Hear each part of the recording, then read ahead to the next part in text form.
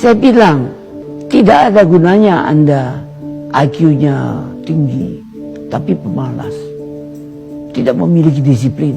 Yang penting adalah Anda sehat, mau berkorban untuk masa depan yang lebih cerah.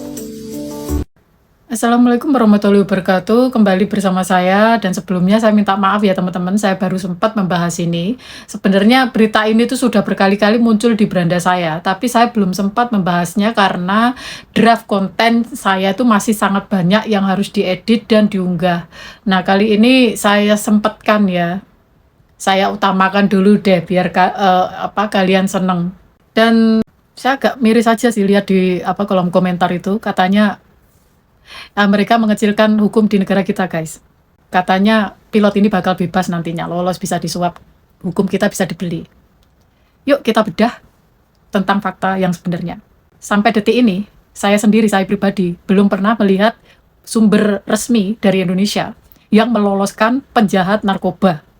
Ya, di sini justru yang ramai adalah penjahat narkoba dieksekusi mati. Itu saja.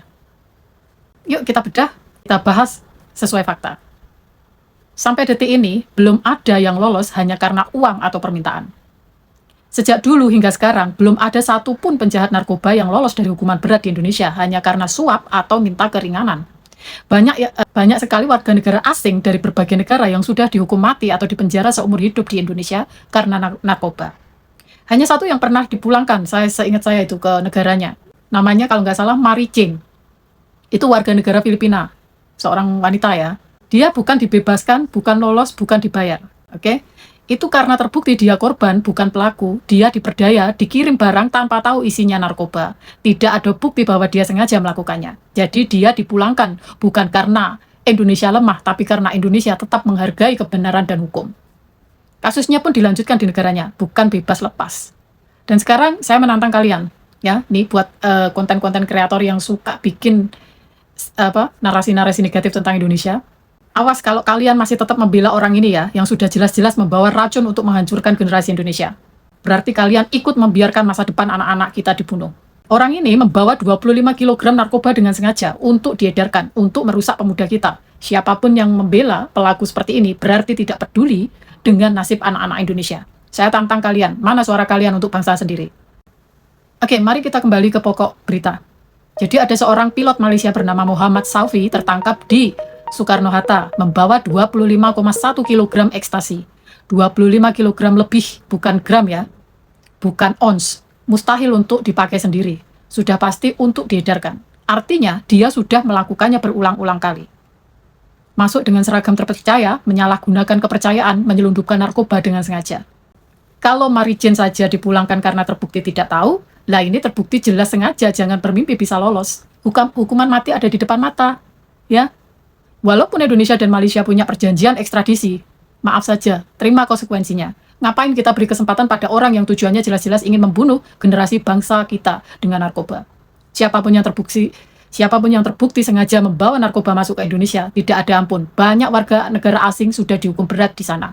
Oke? Dia pun sama. Tidak akan ada perlakuan istimewa. Oke? Jangan asal berkata hukum Indonesia bisa dibeli. Lihat faktanya, ribuan terpidana, ratusan warga asing dihukum berat. Hanya satu yang dipulangkan, dan itu karena dia korban. Kalau terbukti pelakunya jelas seperti ini, jangan berharap lolos. Terima kasih konsekuensinya. Terima kasih sudah mendengarkan. Wassalamualaikum warahmatullahi wabarakatuh. Tanah air, ku tidak kulupakan, kan terkenang selama hidupku.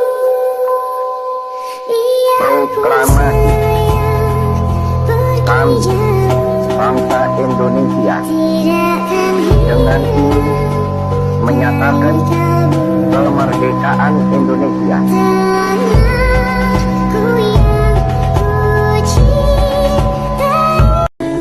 Jakarta, 17 Agustus 1945, atas nama bangsa Indonesia, Soekarno-Hatta.